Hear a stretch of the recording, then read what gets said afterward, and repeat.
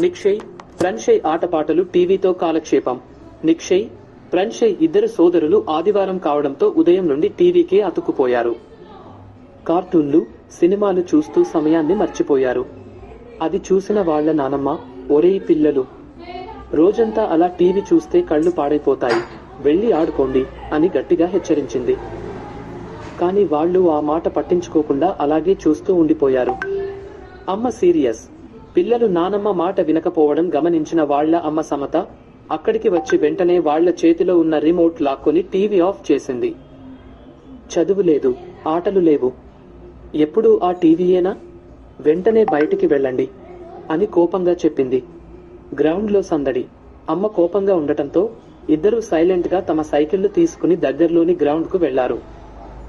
అక్కడ చల్లని గాలిలో కాసేపు ఒకరితో ఒకరు పోటీ పడుతూ సైకిల్ తొక్కారు. ఫుట్బాల్ మరియు పతంగి. సైకిల్ తొక్కడం అయ్యాక ఇద్దరూ కలిసి ఉత్సాహంగా ఫుట్బాల్ ఆడారు.